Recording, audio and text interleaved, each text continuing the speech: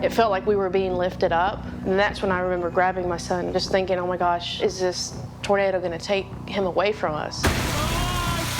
No, it's mixing, the tornado. So I immediately just plowed through the water and then realized, like, I'm gonna get swept away. Huge tornado, holy!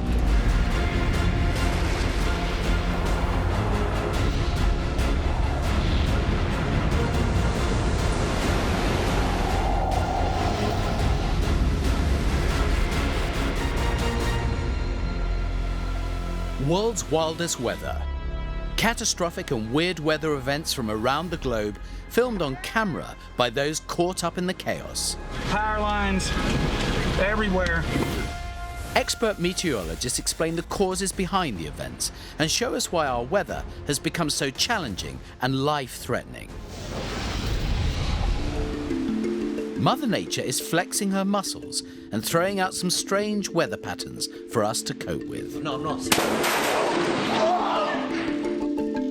On April the 11th, 2016, Wylie in Texas saw one of the strangest weather events captured on camera. The intensity of this storm was off the chart. Holy cow!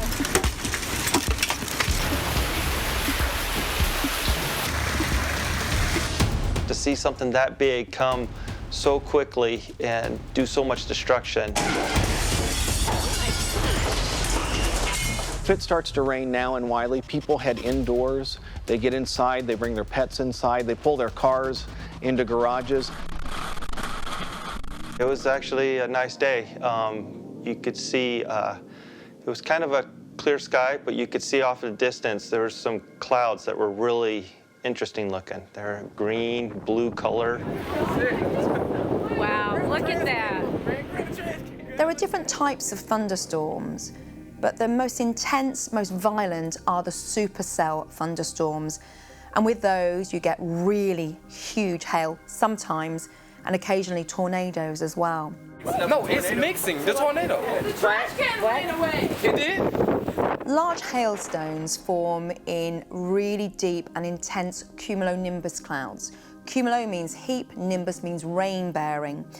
But the key feature of these clouds, and they are absolutely huge, they're the mother of all clouds, and their base may be only 3,000 feet, but they will rise to around 20,000 feet. So they can rise up to 6 or 7 miles into the upper atmosphere. Look, all it's doing is mixing, and then it starts this process with this. I arrived home just a few minutes before the storm came, and parked my car in the driveway and got out, and I was standing in the middle of the street just admiring the clouds that were coming towards us. You could smell the moisture in the air. And so I was just watching outside. We knew it was going to be a big storm, but not what we expected. As the ominous clouds rolled in, the people of Wylie just thought it would be an ordinary storm passing through. It was a normal day. I mean, the day had been actually sunny earlier in the day, and then a storm started to roll in late in the afternoon. It looked like any other Texas storm coming in. So all it takes is maximum daytime heating around 3 o'clock in the afternoon. The thermals really get going, and then all the conditions are right for these huge thunderstorms to develop.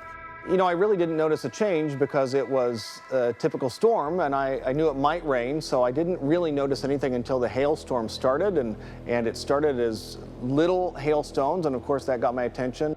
I was standing at our front door because I wanted to watch the hail come. I figured it would be small hail because we knew there was some hail coming.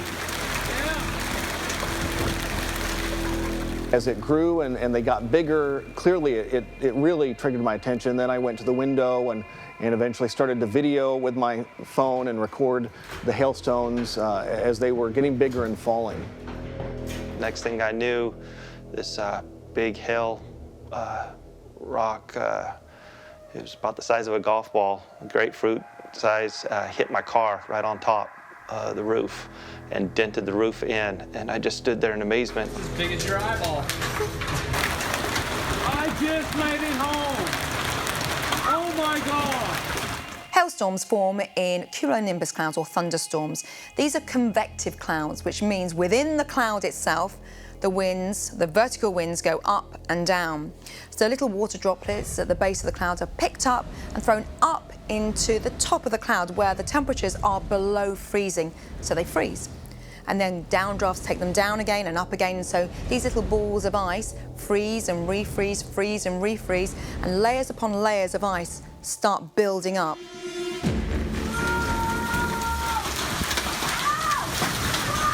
Standing around, I was looking like, all right, it's not too bad if we still knew more of the storm's coming. My wife came and got me, and she said, our windows are breaking. Covered up our couch and covered up some of our books and stuff because we had a few broken windows that we figured we wanted to protect them from the rain. The storm hit Wylie on the 11th of April in the afternoon, but no one quite knew how much damage it was going to cause. Around the world, records are constantly broken as wild weather events challenge the Earth and push people to their limits. Oh, look at this! Look at this! Holy smokes! Where's the cat? I can't find her! Tornadoes, typhoons, hurricanes are all big hitters amongst the heavyweights of meteorological destruction. But tropical storms don't normally enter the charts of destructive events. However, Tropical Storm Wylie was on a different level. This storm smashed the rule book. When everyone thought the season was over, the worst was yet to come.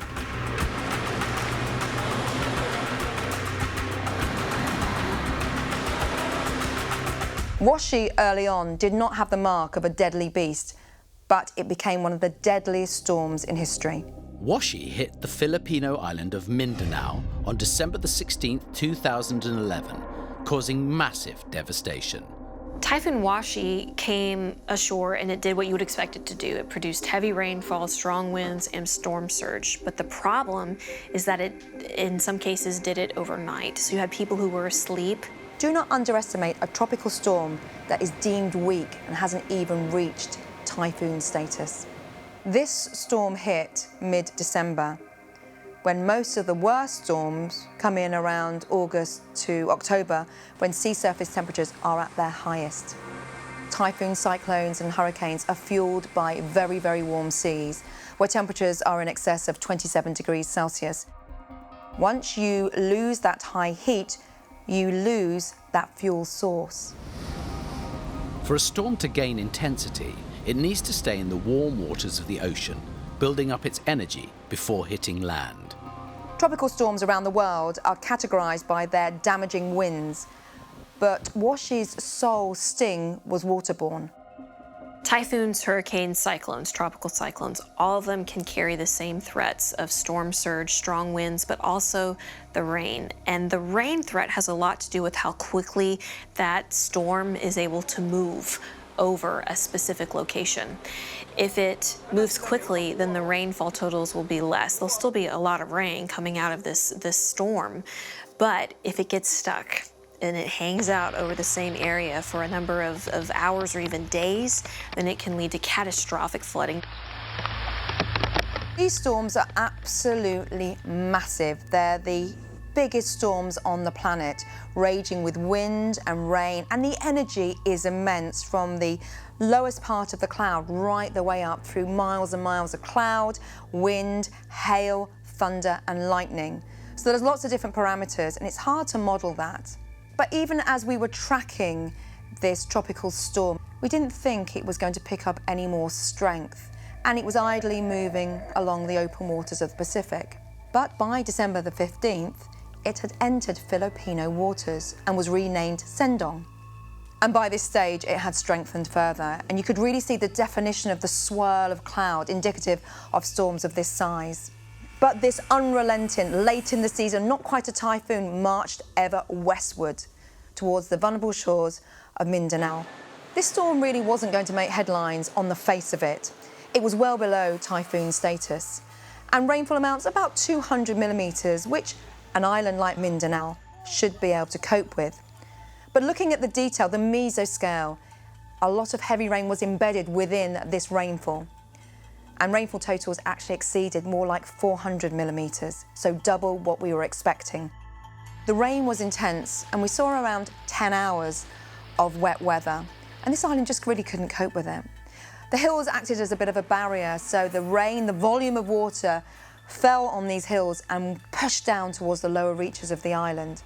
Let me give you this in plain terms. So we're talking 10 hours of intense, intense rain. Very, very quickly, the waters rose. So we're talking 3 meters of water, or 12 feet, in just an hour, well over the heads of all the locals. And that is where it made landfall. Between the 16th and 19th of December 2011, Tropical Storm Washi devastated over 50,000 homes, and the floods killed nearly 1,300 people, with over 1,000 declared missing. There is no possible warning that can alert a community to such a disaster. And even worse, it happened at night. So there was darkness and confusion and panic. It was an unimaginable horror, swirling torrents of floodwater, loaded with debris, cars and houses, mud and rocks.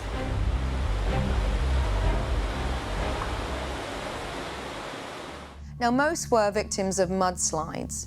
Nature protects itself so well, and on an island where there's hills, obviously trees stop that runoff really raging down the side of a mountain.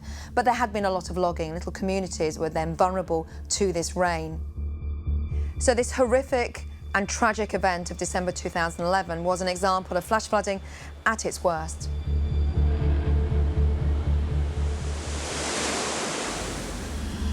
As weather becomes more unpredictable around the globe, freaky one-off events are starting to become more commonplace. On the 11th of April 2016, Wylie in Texas was pummeled by giant hailstones. Bring it on, Mother Nature! But in the beginning, it had all the attributes of a tornado forming.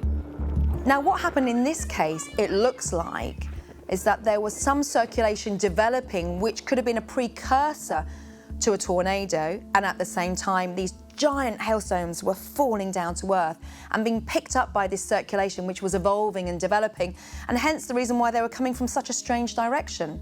The hail came in horizontally and through our house, and so they believe it was like a tornado that threw the hail in that direction. As it began to get bigger and the sound increased. It sounded like someone was on the roof of the building with hammers and then a sledgehammer.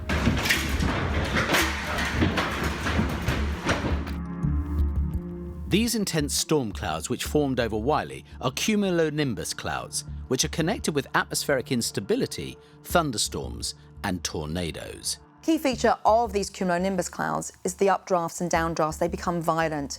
Updrafts, wind going vertically upwards, and then vice versa, the wind coming downwards. And when you get a circulation like that going round and round and round, little water droplets get picked up by these winds, thrown up into the upper atmosphere where the temperature could be -60 in places. So you can imagine the circulation going on there. And that's when we get these really big hailstones. It's the freezing and melting of water droplets. It was so loud, you couldn't hear much. It was so noisy. The way it was it's kind of like your roof being redone. In a really big storm cloud where we see these gigantic hailstones, the updrafts can be up to 100 miles an hour in some places. Really dangerous conditions. And you can imagine there's so much momentum and energy within the system. The circulation just keeps on fulfilling itself until these hailstones become so heavy, gravity eventually does take over, or it gets picked up by a very strong downdraft, and then they get thrown to earth violently.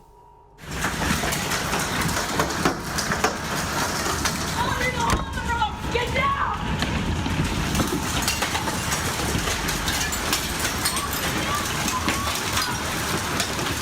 We just couldn't hear very much. I couldn't really hear my kids screaming, but they were screaming. I cannot believe it.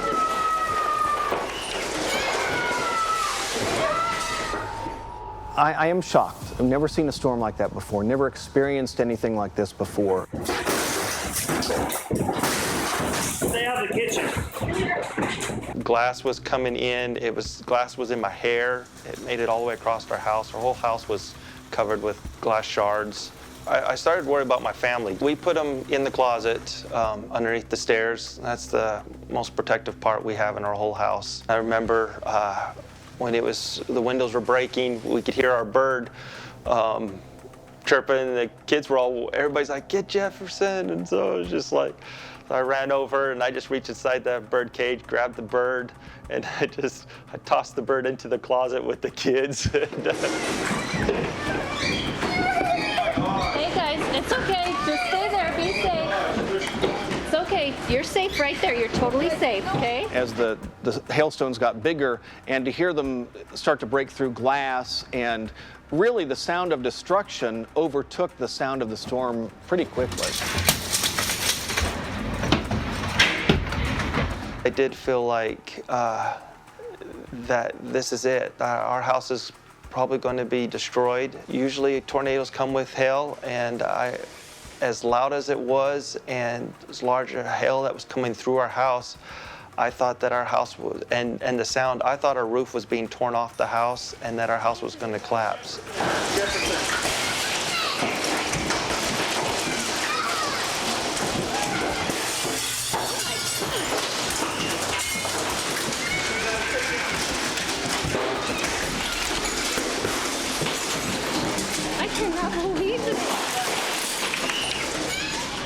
So in the US, hailstones are defined as damaging if they come as large as 1 to 2 inches, which is about a golf ball size.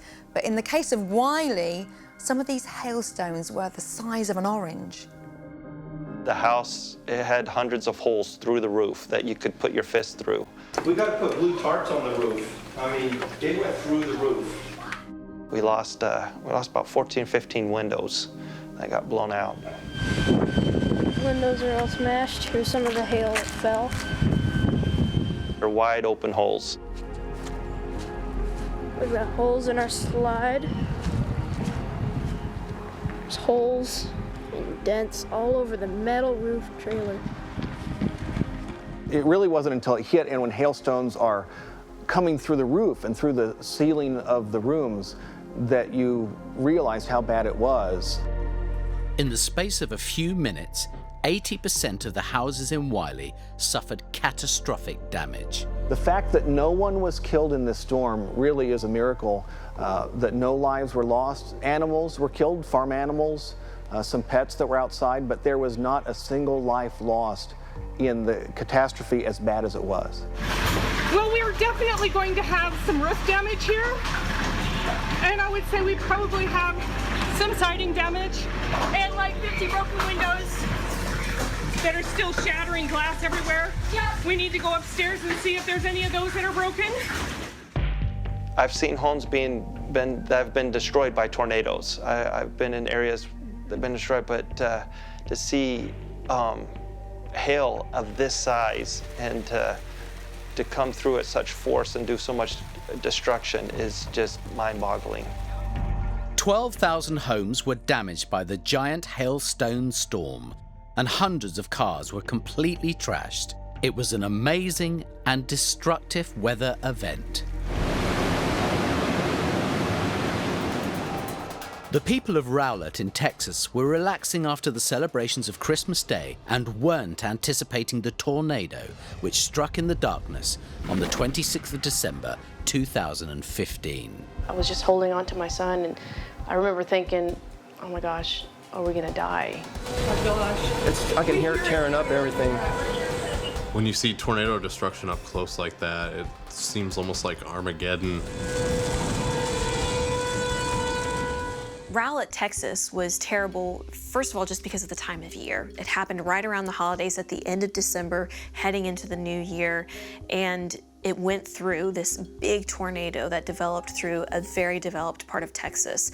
This part of Texas itself is relatively rural, but once you get into the neighborhoods, into the towns that are developed, that's when you have a high density of homes and people in a small area. And unfortunately, the Rowlett tornado track took it right up the gut. of the town, and it hit and impacted so many homes and roads and people that were in the way, and during the holiday season. So you had a lot of folks that were maybe not paying attention as much to weather because they were focused on other things, their family and friends.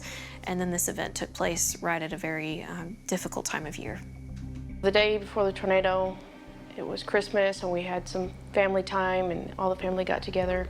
But the weather was a little bit unusual for December. It was very warm and muggy.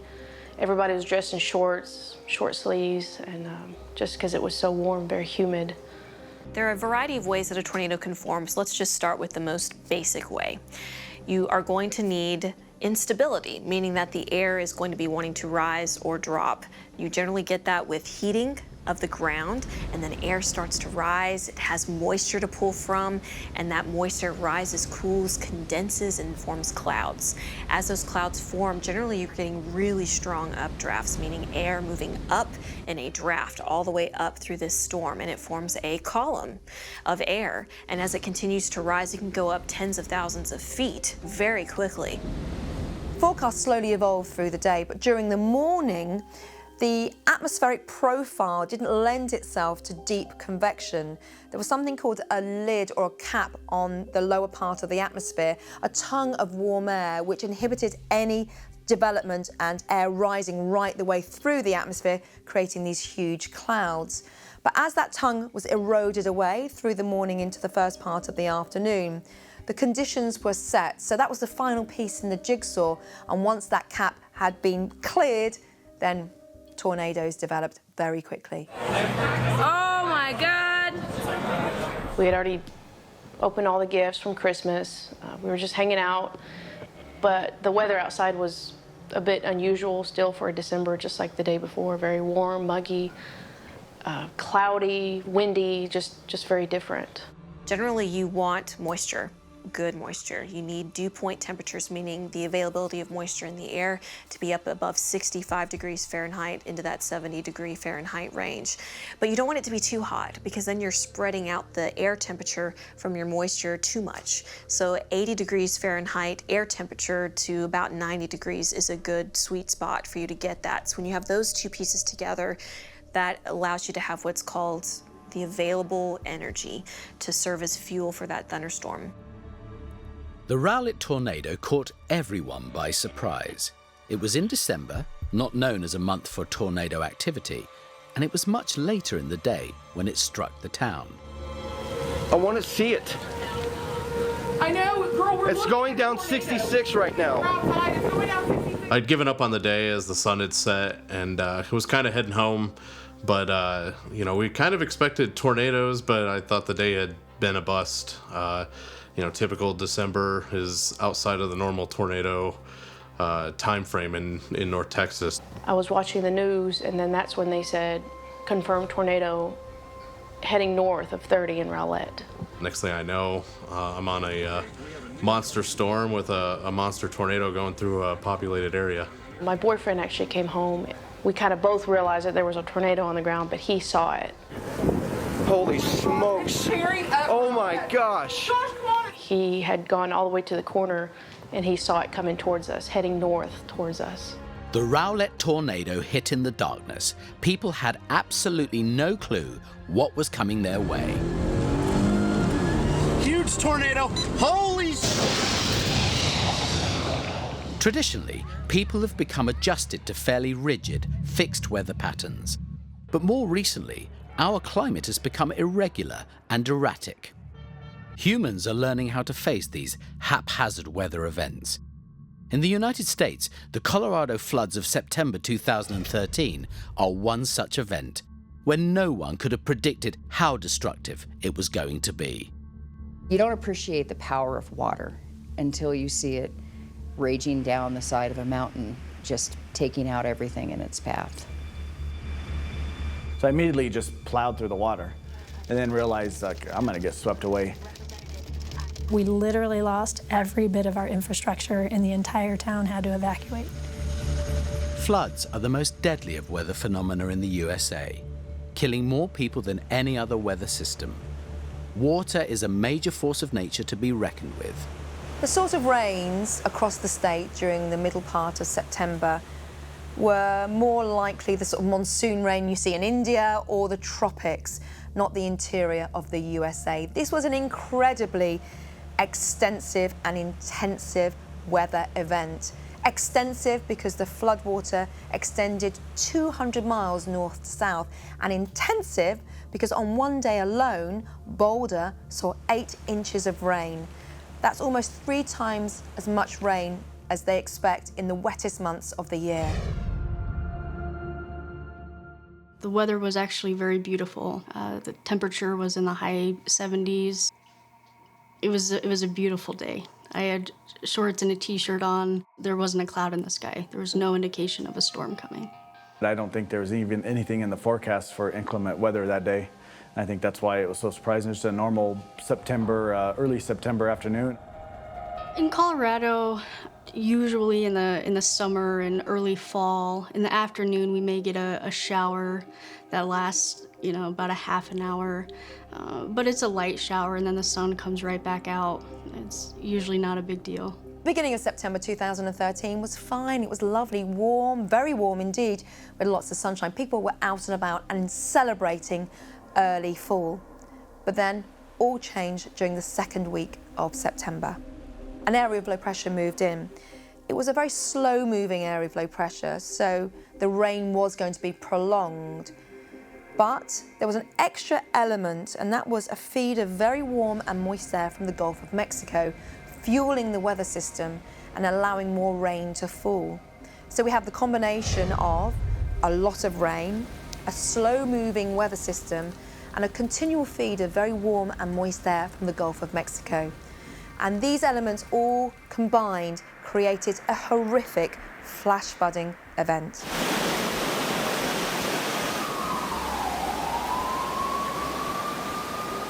If you look at the topography or the geography of the area and where Colorado sits, we've got the Rockies just to the west of the state. So that acts pretty much as a barrier. This weather system had nowhere to go. The Rockies to the west, a high to the north and to the east.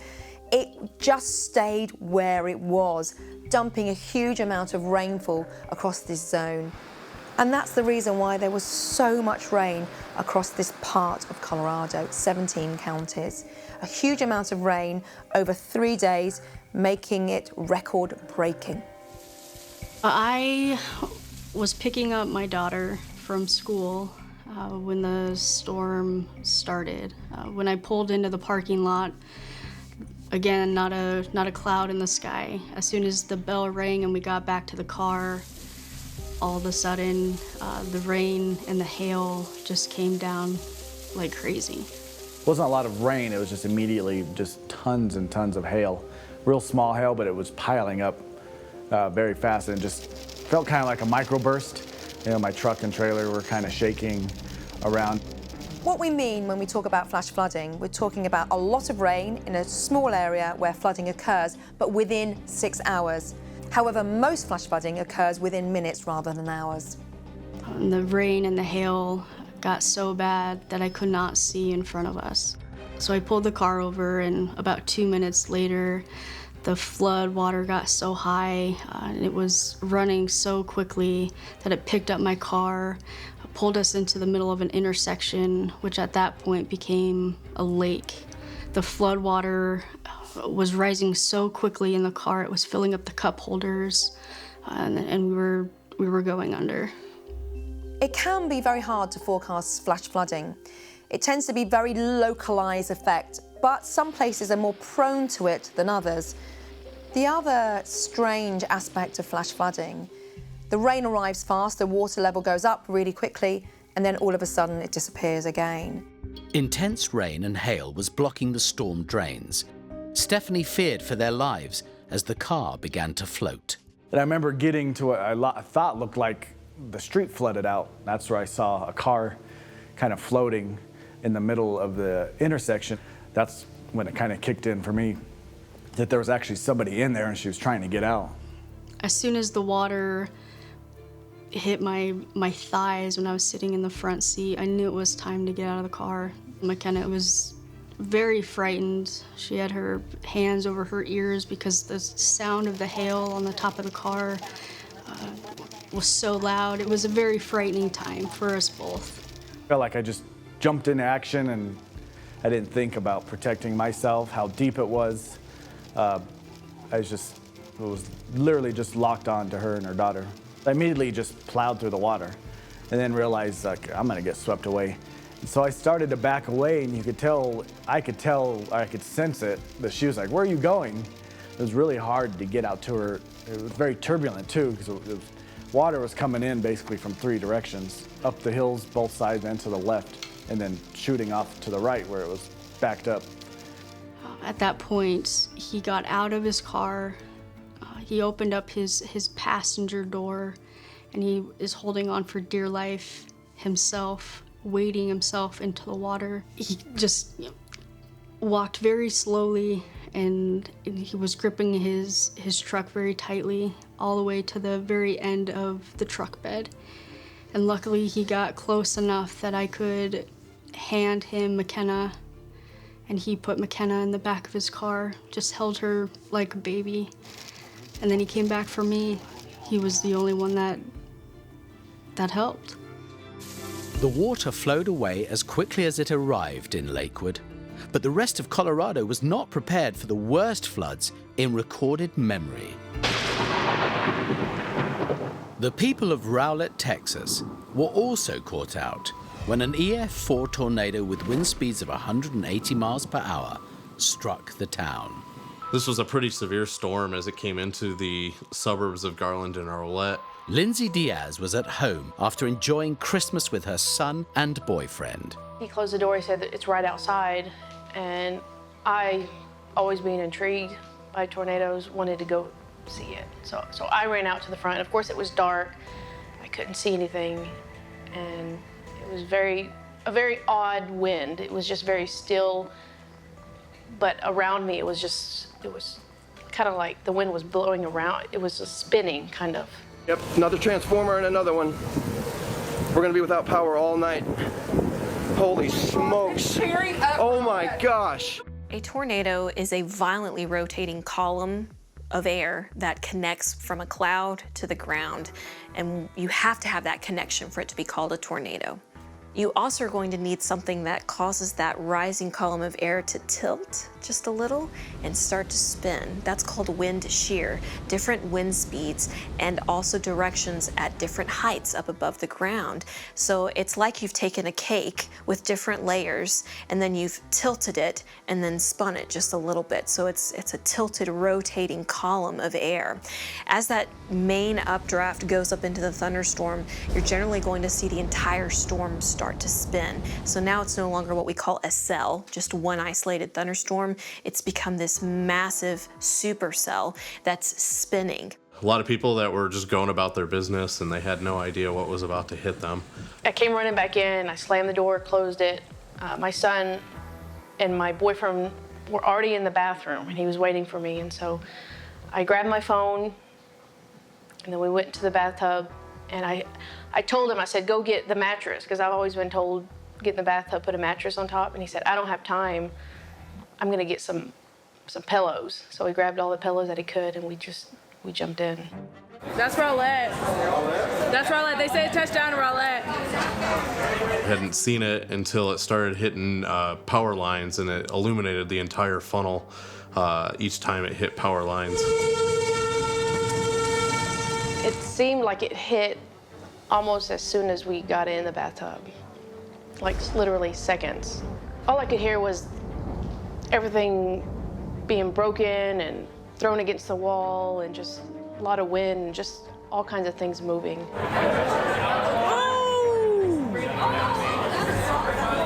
Oh my gosh! I couldn't see anything. I was holding my son and I had my eyes closed and I was just buried, just kind of hunkered down and curled up in the bathtub, so I couldn't see it. I didn't even see the lights go out. Oh my gosh! Oh wow! No! Tornadoes are categorized depending on how much damage they cause in an area.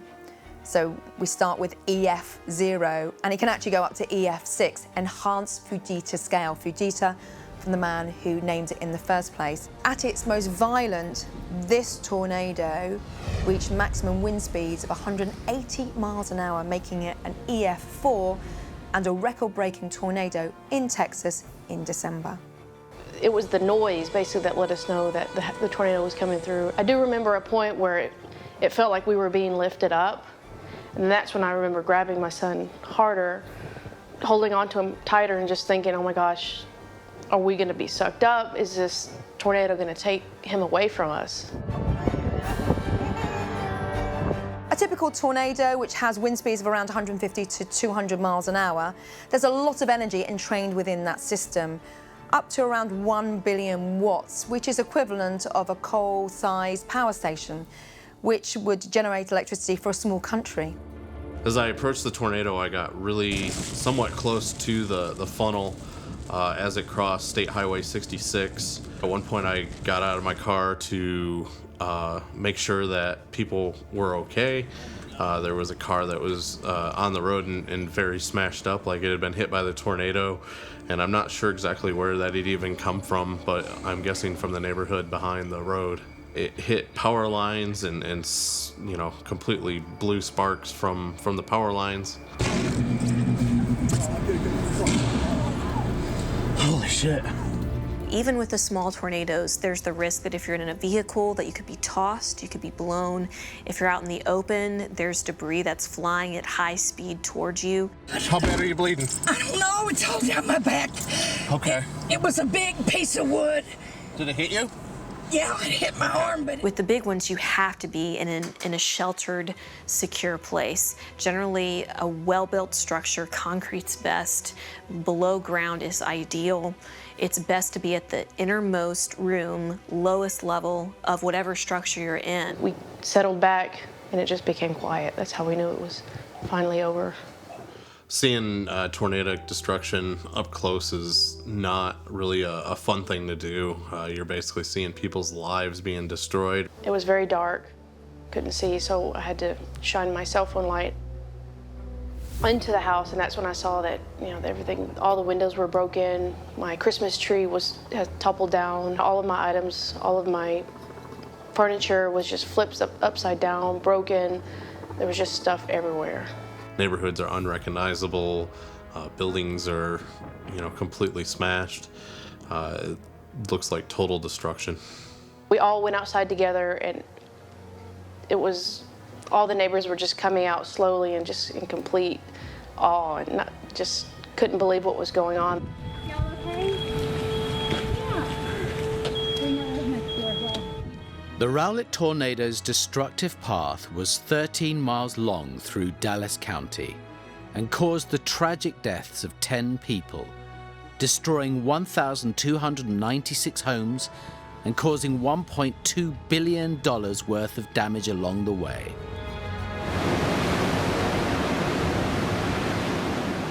In September 2013, the US state of Colorado was being drenched by some of the heaviest rainfall on record, resulting in one of the biggest evacuations since Hurricane Katrina. There were 700 people that were evacuated by Chinook helicopters, and at the time it was the largest aerial evacuation since Hurricane Katrina. This event was so widespread that emergency responders were overwhelmed and just couldn't get to everyone that was calling in who needed help. The reality is, we cannot support you in town. You need to leave, find somewhere else to stay for 2 to 4 weeks, and that's a wild-ass guess. Over that 3-day period in Boulder alone, up to the 12th of September, it smashed all records, that's rainfall records. Not only that, on the 12th of September, Boulder Creek had its highest water level since records began back in 1894. This storm was a combination of a slow-moving area of low pressure loaded with moisture, with the Colorado Mountains or the Rockies to one side. We're used to seeing rains in the afternoon during the summer, and normally we can wear our shorts and continue on with our day. They're really non-events. But in September of 2013, a low-pressure system just parked. It just stopped and stalled over the state of Colorado. And this was after we'd already received over a week of rain. So the ground was already saturated before the flooding began. I kind of remember thinking to myself, gosh, this is about the third day or so of cloudy and rain that we've had. With the ground completely sodden and the low-pressure system stalled, the risk of flooding had increased dramatically. But no one was prepared for the intensity of the flood and the destruction it was about to wreak over 200 square miles. With an intense rainfall event, and with the rain falling onto hillsides or mountainsides, then you get so much rain. Sheer volume of rain creates a huge amount of momentum and energy. The rain is splashing, flowing down the mountainside, and because there's so much energy and acceleration, it picks up boulders, any buildings, rocks and trees, adding to the acceleration and also to the sheer power. You know, an event like this is bad enough, but when it strikes in the middle of the night when most people are asleep and they have no idea that it's even happening, it's really hard to grasp the significance of it. Here we are, 6:30 in the morning, September 12th. You know, a lot of people were really just asleep and had no idea what happened until they got up the next morning. The creek that runs through our town, especially that time of year in September, which is typically a really low flow time of year, literally up 12 feet, 15 feet, and almost coming over a bridge by our house. It was remarkable, and you almost had a hard time processing what you were seeing. There was so much water near the foothills communities where the rivers converge that the water literally washed away homes. Cars looked like balls of aluminum foil. The power of water is immense and shouldn't be underestimated. Just 6 inches of fast-flowing water will knock over and carry a grown adult away. 12 inches of fast-flowing water will carry away a car. 18 to 24 inches will take with it a large SUV, a van, or a truck. You don't appreciate the power of water until you see it raging down the side of a mountain, just taking out everything in its path. By the 4th day, up to 17 inches of rain had fallen in the area, and the town of Lyons took a huge hit. Some areas had as much as 9 inches of rain in the evening, and it just went down the rivers, raging down the rivers. It tore apart roads, it overflowed farms, and washed out entire communities because it was just too much rain too fast. Lyons lost power, its roads were washed away, and it was cut off from the outside world. One of the unique things about this flood in Lyons is being a mountainous area connected by roads and bridges. A lot of our bridges and roads were washed out by the flood, so it essentially divided the town up into 5 different islands where people were stranded. It was that clear that evening that this was a significant event, and they declared it a federal disaster. Resources are very, very limited. The people we have helping us now, we may not have tomorrow, because everybody else needs them as well. So for 24 counties to be impacted and for 3 counties to have huge rescue operations, including high water vehicles and Chinook helicopters and Black Hawk helicopters, it felt like a military invasion in the skies. The floods overall created approximately $4 billion in damage across the state. We expect to spend about $80 million total repairing all of the damage that's been done to the town. And to date, we've probably spent $35 million of that. The Colorado floods spread over 200 miles and 18 counties. A disaster emergency declaration was issued for 14 counties, including Lyons. One of the saddest things about the floods, especially for the Lyons community, is there are about 100 people who were never able to return home. Sadly, Lyons lost a good part of their character of their community that day, and many of those people have not been able to return. I've just seen truly the best of humanity. And so I just hope that when this happens again, that people who've been through it in my community can go help others. The thing that's amazing when something like this happens, it's completely out of your control. And I mean, Mother Nature, we can't tame her. It's completely out of our control.